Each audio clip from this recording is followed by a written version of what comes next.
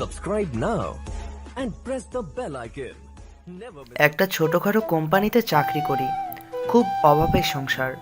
এই অভাবের সংসারে সবার মুখে হাসি ফোটানো আমার একটা বিরাট দায়িত্ব। অফিস থেকে বাসায় যাচ্ছি, এমন সময় দেখতে পেলাম একটা পথশিশু রাস্তায় বসে আছে। আমার কাছে আসলো। ভাই 20টা টাকা দেন, ভাত খাবো। আমি খুব অবাক হলাম। 20 টাকা দিয়ে ভাত খাওয়া যায়? এই নে 50 টাকা, তা দিয়ে কিছু খেতে পারবি। 20 টাকা দিয়ে কিছু খেতে পারবি না। ছেলেটা আমার দিকে চেয়ে বলে। ভাইয়া আপনি খুব ভালো। বাসার কাছে চলে আসলাম, করিম চাচাকে পেলাম। আমি সালাম দিয়ে বললাম, চাচা আপনি এত রাতে কি করেন? চাচা হাসি দিয়ে বলল, বাবা আকাশটা দেখি, একা দেখতে খুব ভালো লাগে। আমি কিছু বললাম না। চাচার কাছ থেকে চলে আসলাম, দরজায় কলিং বেল দিলাম। বউ দরজা খুলে আসসালামু আলাইকুম দিল। আমি সালামের উত্তর দিলাম। আমি অধরাকে বিয়ে করে যখন বাসায় নিয়ে আসি, তখন দেখতে পেলাম অধরা আমাকে সালাম দেয় না। তাই আমি নিজে আগে সালাম দিতে শুরু করলাম। আমি কয়েকদিন দিলাম, তারপর দেখি অধরা আমাকে সালাম দিতে শুরু করলো। এখন প্রতিদিন আমাকে আগে সালাম দেয়।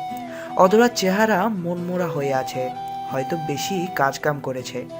অধরার মনটা খুশিতে ভরে দেওয়ার জন্য বললাম, আজ তোমাকে খুব সুন্দর লাগছে।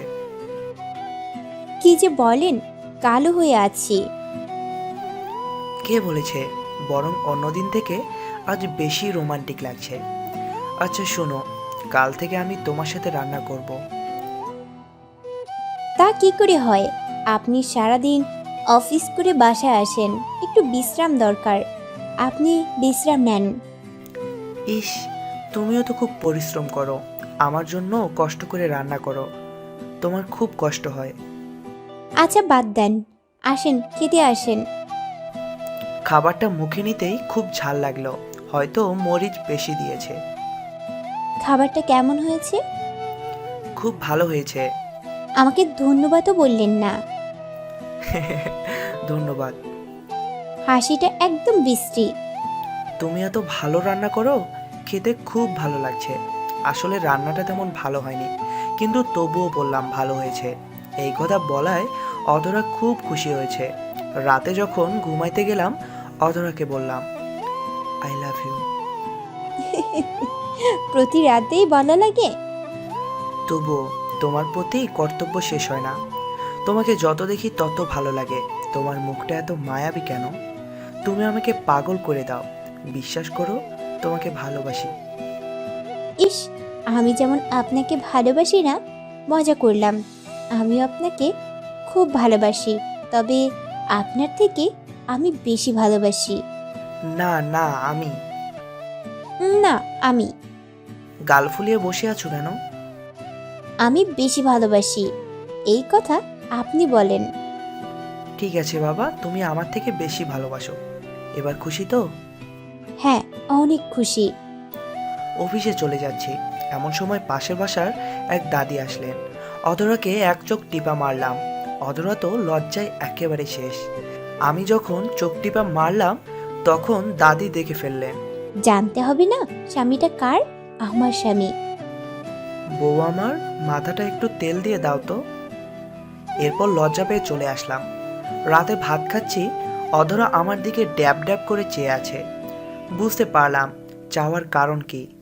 মুখ বড় করে আ করো তো। কেন? এত ভাব ধরতে হবে না, খাইয়ে দিব। মনে হচ্ছে ডিনার করনি। দেন। হো হো হো হো। কি হইল? হাতে কামড় দিলে কেন? খুব ব্যথা পাইছি। ব্যথা পান নাই তো? ব্যথা পাবো কেন? বউয়ের কামড়ে কি ব্যথা পাওয়া যায়? বরং হাতটা শক্ত হয়। ও তাই বুঝি।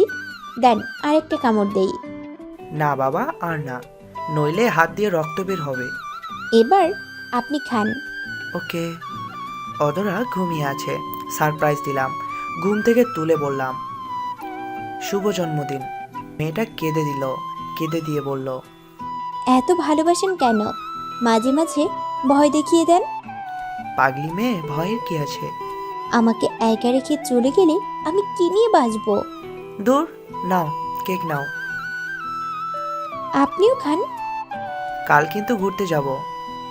সত্যি? সত্যি। সকালবেলা সাজতে লাগলো, ফ্রেশ হয়ে খেতে বসলাম। কিছু সময় পর আমিও সাজলাম। মেয়েটাকে দেখার পর চোখটা সরাতে পারিনি। খুব মায়া লাগছে। ঠোঁটে লিপস্টিক, চোখে কাজল, হালকা মেকআপ, মাথায় বেলি ফুলের মালা। কি অপূর্ব লাগছে। কাকে অপূর্ব লাগছে? আমার কি 10টা বউ? আমার মাত্র একটা বউ, তাকে বললাম অপূর্ব লাগছে। ইস, বুঝতে পারছি আমার সাথে মশকারি করেন। তোমার প্রেমে আবার পড়ে গেলাম। I love you.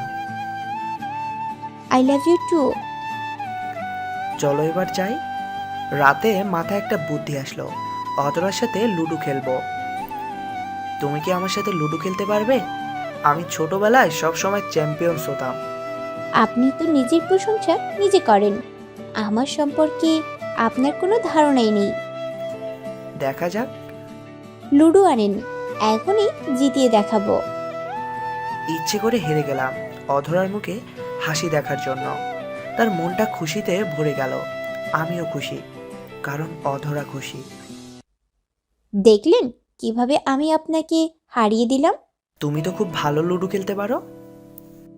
এখন তো খুব শান্ত কণ্ঠে কথা বলেন, আগে তো খুব নিজের প্রশংসা করছিলেন। এত হাসেন কেন? হেরে গেছি তাই। নির্লজ্জ। আজ রাতে রান্না করলাম, অধরা ঘুমিয়ে আছে। অধরা ঘুম থেকে উঠে দেখে আমি রান্না করলাম। কি করছেন? রান্না করছি। আপনি রান্না করতে পারেন? আগে তো জানতাম না। তোমার কাছ থেকে শিখেছি। আমি কোনোদিন আপনাকে শিখিয়েছি? আমি লুকিয়ে দেখেছি। আপনি একটা চোর। আমার রান্না কেন আপনি লুকিয়ে দেখেছেন? তাতে তোমার কি? আমি আমার বউয়ের রান্না চুরি করে দেখেছি। তোমার জলে কেন? আপনার বউ কয়টা? কান্না করো কেন? আপনি এখন না বললেন যে আপনার বউয়ের কাছ থেকে রান্না শিখিয়েছেন, তো সে বউ কে? তুমি। আমার একমাত্র বউ। তাইলে মায়া করে বলতে পারেন না? এমনভাবে বলেন যেন আরেকজন আছে। ঠিক আছে, মায়া করে ডাকবো ও আরেকটা বিয়ে করব। মেরে ফেলবো। দূর, তুমি তো আমার আশার আলো। সারাদিন অনেক ক্লান্ত ছিলাম, কিন্তু বাসায় এসে দেখি অধরা ঘুমিয়ে আছে। মাথায় হাত দিয়ে দেখি অনেক জ্বর। জ্বর কখন আসলো? আপনি কখন আইছেন? দেন ব্যাগটা দেন। তোমার তো জ্বর, ঘুমিয়ে থাকো। না, ব্যাগ দেন। আপনি টেবিলে যান, আমি খেতে দিচ্ছি। আমি বুঝতে পারছি মেয়েটা আমার প্রতি বিরক্ত হলো। আসলে অফিসের কাজের জন্য বাসায় কল করতে পারি না। যদি কল করতে পারতাম তাহলে অধরার জ্বরটা জানতে পারতাম। এখন তো ওষুধ আনতে হবে, তাই ওষুধ আনতে চলে গেলাম।